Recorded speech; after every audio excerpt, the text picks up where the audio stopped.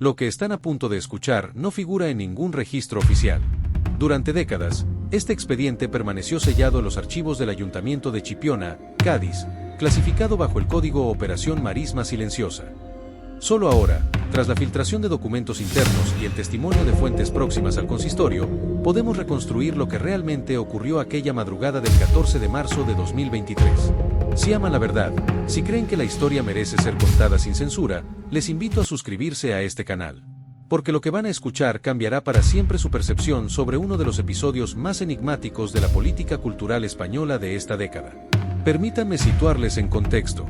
España, principios de 2023. El país atraviesa un momento de profunda polarización política.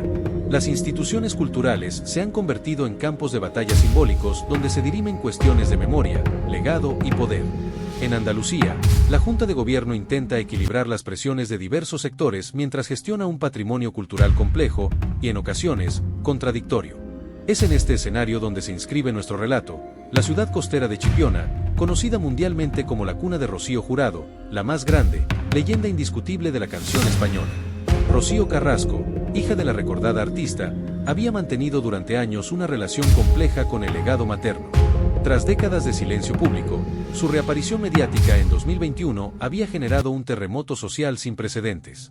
Pero lo que pocos sabían es que, paralelamente a su guerra mediática, Carrasco había iniciado conversaciones discretas con las autoridades locales de Chipiona sobre la gestión del Museo Rocío Jurado, inaugurado en 2019 como homenaje a su madre. Luis Mario Aparcero Santos, alcalde de Chipiona desde 2019, era un hombre meticuloso, de 52 años, formado en Derecho Administrativo y conocido por su gestión cautelosa de los asuntos municipales. Veterano del PSOE andaluz, Aparcero había heredado un ayuntamiento con recursos limitados pero con un activo invaluable, el museo dedicado a una de las voces más emblemáticas de España. Sin embargo, la institución enfrentaba problemas: baja afluencia de visitantes fuera de temporada alta, presupuesto ajustado y, sobre todo, la creciente tensión entre distintas facciones que reclamaban autoridad moral sobre el legado de Rocío Jurado. Gloria Camila Ortega Moedano, hija también del artista pero de distinto padre que Rocío Carrasco, había expresado públicamente su deseo de participar más activamente en la preservación de la memoria materna. Sus declaraciones en diversos programas de televisión durante 2022 y principios de 2023 habían dejado entrever una frustración creciente. Sentía que su voz no era escuchada, que las decisiones sobre el museo y el legado se tomaban sin contar con toda la familia. Esta situación había generado un clima de incertidumbre en Chipiona, donde el ayuntamiento caminaba por la cuerda floja intentando no ofender a ninguna de las partes. Pero lo que estaba a punto de ocurrir esa madrugada del 14 de marzo trascendía las disputas familiares.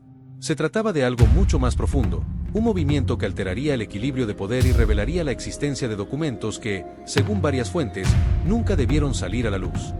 Los meses previos a aquella llamada telefónica habían estado marcados por una serie de acontecimientos que, analizados retrospectivamente, constituyen un mosaico perfecto de tensión institucional y familiar. En diciembre de 2022, un informe interno del Ayuntamiento de Chipiona, del cual obtuvimos copia parcial gracias a una filtración anónima, advertía sobre irregularidades en la cesión de objetos personales al museo. El documento, de carácter confidencial, sugería que algunos enseres donados tras la muerte de Rocío Jurado en 2006 no habían seguido los protocolos legales establecidos para donaciones patrimoniales.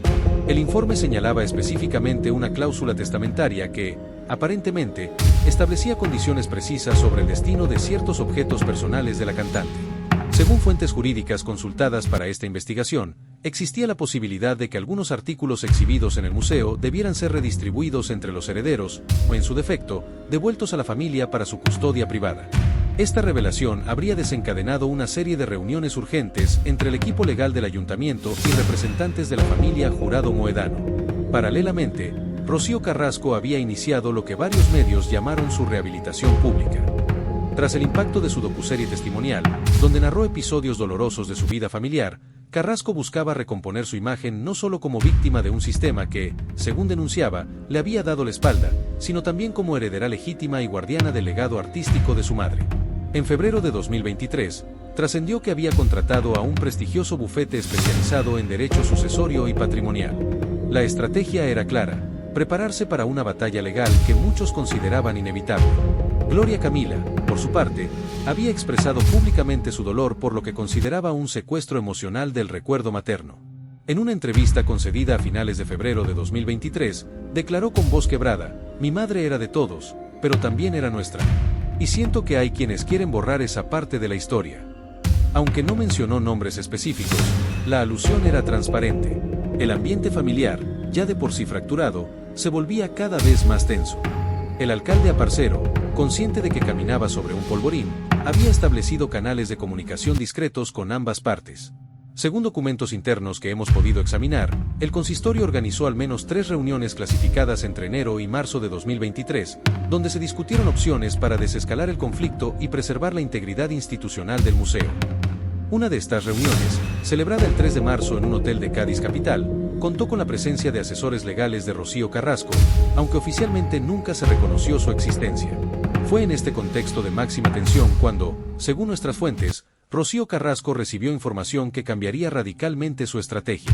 Un documento, que algunos calificaron como el expediente prohibido, llegó a sus manos a través de canales que aún hoy permanecen oscuros. Se trataba, presuntamente, de correspondencia privada entre su madre y ciertos miembros de la administración local de Chipiona, fechada entre 2004 y 2005, donde Rocío Jurado expresaba con claridad meridiana sus deseos sobre el futuro de su legado material y artístico. El contenido exacto de estos documentos nunca se ha hecho público. Sin embargo, testimonios anónimos de personas cercanas al proceso describen cartas manuscritas de extraordinaria importancia legal y emocional que, de ser autenticadas, alterarían por completo el marco jurídico establecido hasta entonces.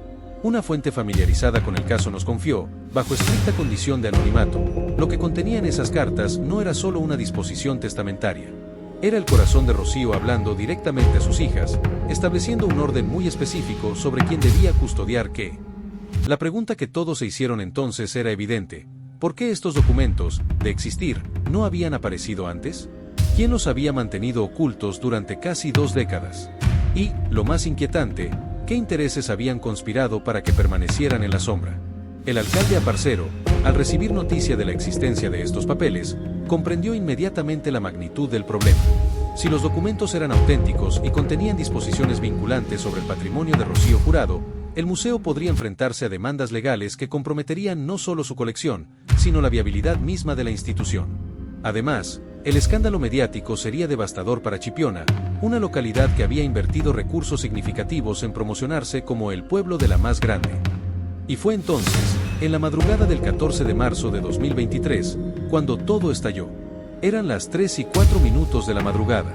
El alcalde Luis Mario Aparcero dormía en su domicilio de la calle San Roque, cuando la vibración insistente de su teléfono móvil personal lo despertó. El número que aparecía en pantalla no estaba registrado en su agenda, pero el prefijo era de Madrid. Aparcero, todavía aturdido por el sueño interrumpido, dudó unos segundos antes de responder. La llamada podría ser cualquier cosa: un error, una emergencia familiar, incluso una broma de mal gusto. Pero algo en la persistencia del timbre le hizo intuir que se trataba de algo grave. «Diga». Su voz sonaba ronca, cargada de sueño. Al otro lado de la línea, el silencio duró apenas un segundo, pero fue suficiente para que Aparcero sintiera un escalofrío. Luego, una voz femenina, controlada pero tensa, rompió el mutismo. «Alcalde Aparcero, soy Rocío Carrasco. Siento llamarle a esta hora, pero necesito hablar con usted urgentemente». El alcalde se incorporó de inmediato a la cama, completamente despierto ahora. Había mantenido conversaciones telefónicas con Carrasco en el pasado, siempre a través de intermediarios o en horarios convencionales. Una llamada directa, a las 3 de la madrugada, solo podía significar una cosa: crisis. «Señora Carrasco, ¿ocurre algo? ¿Se encuentra bien?» «Necesito que escuche con mucha atención lo que voy a decirle», respondió ella, sin preámbulos. «Hace unas horas recibí documentación que afecta directamente al museo de mi madre. Documentación que ustedes deberían tener en su poder desde hace años, pero que alguien decidió ocultar. No puedo hablar de esto por teléfono con más detalle, pero le adelanto que voy a hacer público este asunto mañana. Bueno, hoy mismo, en cuanto amanezca». Aparcero sintió que el suelo se abría bajo sus pies. Encendió la luz de la mesilla, buscó sus gafas con urgencia y se levantó, caminando hacia su despacho doméstico mientras mantenía el teléfono pegado a la oreja. «Señora Carrasco, por favor, necesito que me explique exactamente de qué documentación estamos hablando. Si hay algún problema legal relacionado con el museo, debemos gestionarlo a través de los canales apropiados». «Los canales apropiados llevan 18 años fallando, alcalde». La voz de Carrasco adquirió un tono más firme, casi cortante. Estoy hablando de cartas manuscritas de mi madre, dirigidas a mí y a su abogado de confianza, donde establece con claridad absoluta que objetos personales debían quedarme a mí en custodia exclusiva y cuáles podían exhibirse públicamente. Cartas que, misteriosamente, nunca llegaron a formar parte del expediente testamentario oficial. El alcalde abrió su ordenador portátil, aunque sabía que a esas horas no podría contactar con su equipo legal.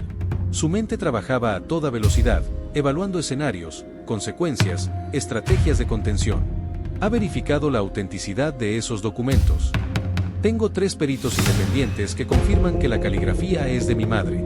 Uno de ellos es el mismo grafólogo que trabajó en el proceso testamentario de 2006. Alcalde, esto no es una amenaza ni un farol. Es una cuestión de justicia. Mi madre dejó instrucciones claras que alguien decidió ignorar, y yo necesito saber quién y por qué. Aparcero se pasó la mano por el rostro. Conocía perfectamente las implicaciones de lo que estaba escuchando. Si esos documentos existían y eran legítimos, el ayuntamiento podría ser acusado de negligencia en la custodia del patrimonio, o peor aún, de complicidad en su ocultación. El escándalo político sería monumental, sin mencionar las posibles ramificaciones legales. Señora Carrasco, le ruego que no tome ninguna decisión precipitada. Si hay documentación relevante que no conocemos, debemos examinarla conjuntamente. Pero hacerlo público sin un análisis jurídico exhaustivo podría perjudicar a todas las partes, incluida usted misma. Ya tomé mi decisión, alcalde. Por eso le llamo. No es una consulta, es una cortesía profesional. A las 9 de la mañana mi abogado presentará un escrito en el juzgado de Sanlúcar solicitando la revisión del inventario del museo y la devolución inmediata de 11 objetos personales de mi madre que, según estas cartas, debían quedar en mi custodia privada. Y a las 11 daré una rueda de prensa en Madrid, donde explicaré públicamente todo este asunto. El alcalde cerró los ojos, respirando profundamente. Sabía que tenía exactamente 6 horas para evitar un desastre institucional de proporciones épicas. Le pido 24 horas, dijo finalmente, con voz firme pero conciliadora. 24 horas antes de hacer esto público. Déjeme reunir a mi equipo, revisar nuestros archivos, contactar con nuestros asesores legales. Si esos documentos son legítimos, el ayuntamiento no tiene nada que ocultar y colaboraremos plenamente. Pero necesito tiempo para hacer esto correctamente. Hubo una pausa larga. Aparcero podía escuchar la respiración de Carrasco al otro lado de la línea, calibrando la oferta. 12 horas, respondió ella finalmente. Le doy hasta las 3 de la tarde de hoy. Usted y su equipo se reúnen conmigo y con mi abogado en un lugar neutral. Revisamos toda la documentación juntos, y si ustedes reconocen públicamente que hubo un error en el proceso de catalogación original, pospondremos la vía judicial y buscaremos una solución consensuada. Pero si a las 3:01 no tengo su compromiso formal, todo esto se hace público. ¿Y Gloria Camila?, preguntó Aparcero, lanzando la pregunta que llevaba rondándole desde el inicio de la conversación. ¿Ella está al tanto de esto? El silencio que siguió fue más elocuente que cualquier respuesta. Mi hermana, dijo finalmente Carrasco, con un tono que mezclaba dolor y determinación, ha elegido su camino. Yo elijo el mío. Estas cartas están dirigidas a mí, alcalde. No mencionan a Gloria en ningún momento. Mi madre sabía exactamente lo que estaba haciendo cuando las escribió. Entendido, respondió Aparcero, aunque comprendía que la situación era mucho más compleja de lo que Carrasco estaba dispuesta a admitir. Nos vemos a las 3 en punto. ¿Dónde?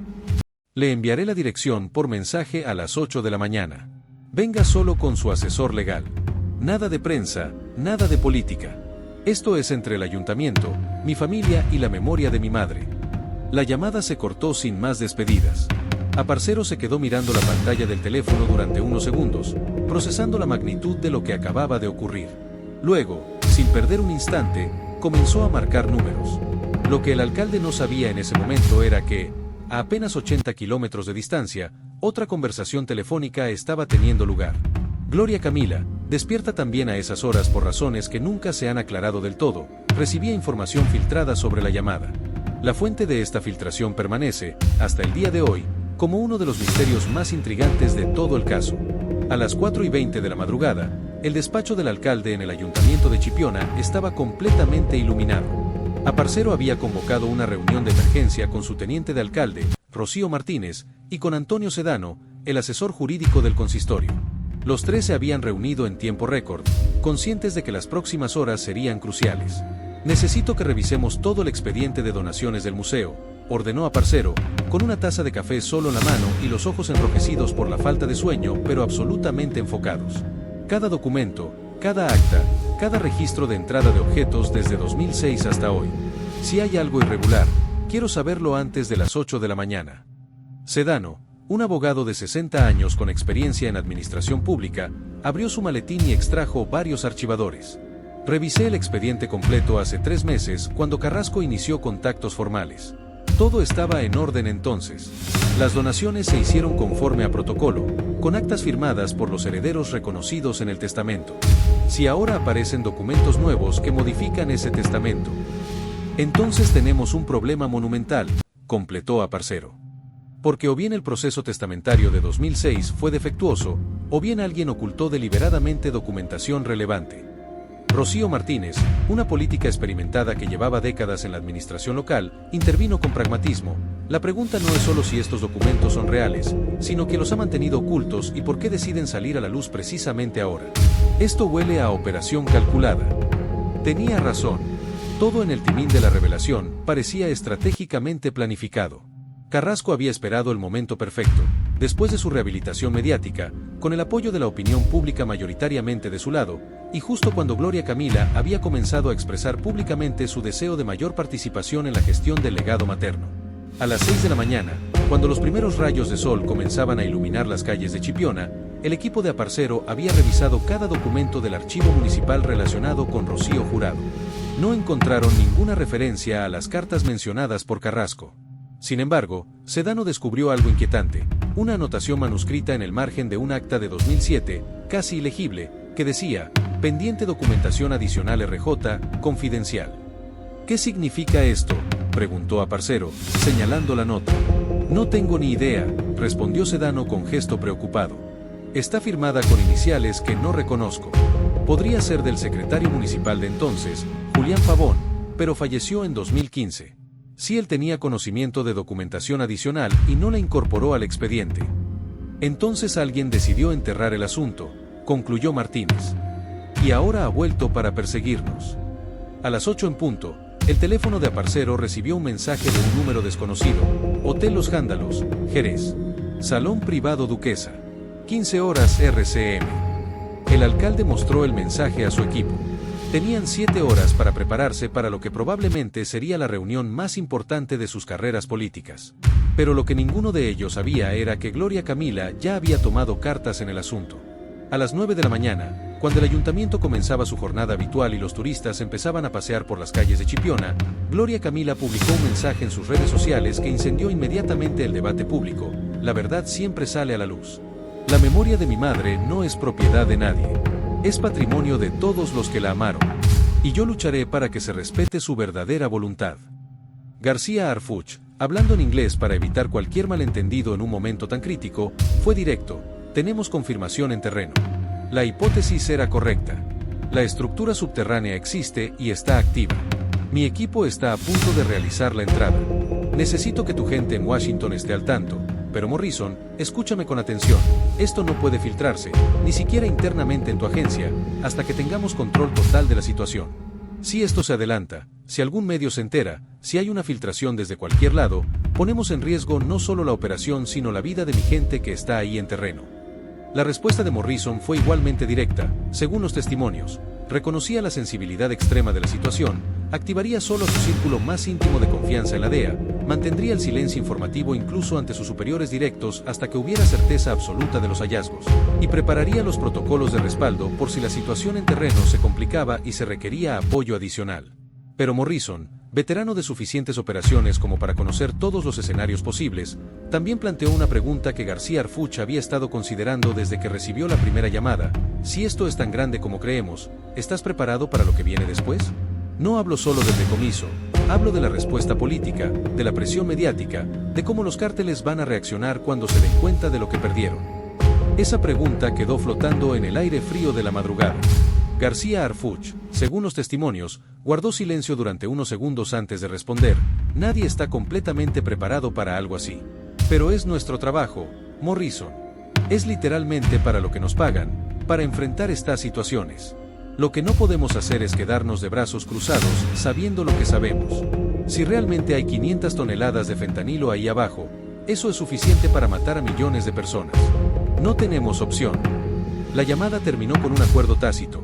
Ambos permanecerían en comunicación constante durante las próximas horas. Morrison activaría discretamente los protocolos de respaldo de la DEA, y García Harfuch coordinaría con las fuerzas de seguridad mexicanas para tener capacidad de respuesta rápida por si la situación escalaba. Después de colgar, García Harfuch no volvió a dormir.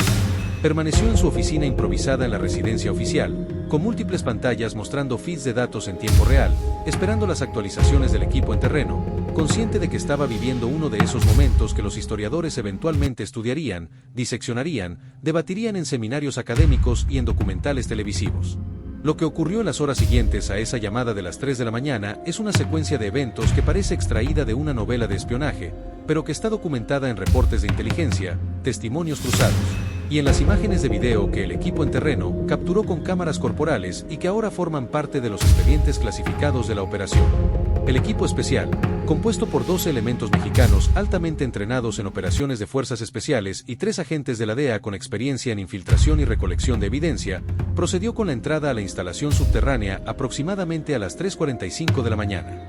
El acceso a la estructura no estaba en el rancho aparentemente abandonado a la superficie, sino a varios cientos de metros de distancia, oculto bajo una construcción que simulaba ser una bodega agrícola en desuso. La entrada real era una compuerta metálica reforzada, camuflada bajo escombros y vegetación estratégicamente colocada, que conducía a un túnel descendente de construcción profesional, con paredes reforzadas con concreto, iluminación eléctrica que funcionaba mediante un generador autónomo alimentado por paneles solares ocultos en la superficie, y un sistema de ventilación que extraía el aire viciado y lo dispersaba a través de múltiples salidas camufladas en el terreno circundante para evitar la detección térmica desde aeronaves o satélites. Era una explicación que planteaba más preguntas que respuestas, pero tenía cierta lógica interna. Aparcero sabía que verificar cada detalle de esta narrativa llevaría semanas, posiblemente meses. Y no tenían ese tiempo. Si accedemos a devolver estos objetos, intervino Aparcero, eligiendo cuidadosamente sus palabras, necesitamos garantías de que el museo no se verá perjudicado en su capacidad de honrar la memoria de Rocío Jurado. Estos objetos son parte de la colección que los visitantes esperan encontrar. El museo seguirá teniendo decenas de piezas valiosas, respondió el abogado de Carrasco. Lo que mi clienta reclama son objetos de naturaleza profundamente personal que su madre quiso específicamente que ella custodiara. No estamos hablando de los vestidos icónicos de grandes conciertos, ni de discos de oro, ni de premios. Estamos hablando de recuerdos familiares. La negociación continuó. Se discutieron alternativas, réplicas, sesiones temporales, acuerdos de exhibición compartida. Finalmente, cerca de las 5 de la tarde, se llegó a un acuerdo de principio. El ayuntamiento reconocería la validez de las cartas como expresión de la voluntad de Rocío Jurado, accedería a la devolución de los 11 objetos especificados, y ambas partes trabajarían conjuntamente en una narrativa pública que presentara este proceso como una corrección histórica, realizada de mutuo acuerdo, sin señalar culpables ni alimentar controversias. A cambio, Carrasco aceptaba retrasar cualquier acción judicial formal, no hacer declaraciones públicas que perjudicaran la reputación del museo o del ayuntamiento, y donar al museo fotografías y documentos adicionales de su archivo personal que enriquecerían la colección. Cuando firmaron el preacuerdo, eran las 5:40 de la tarde. Habían pasado casi 15 horas desde aquella llamada de las 3 de la madrugada que cambió todo. Pero la historia no termina aquí. De hecho, apenas comenzaba. Lo que ocurrió en los días siguientes revelaría la verdadera complejidad del asunto y las múltiples capas de intereses, emociones y agendas que se entrecruzaban en torno al legado de Rocío Jurado.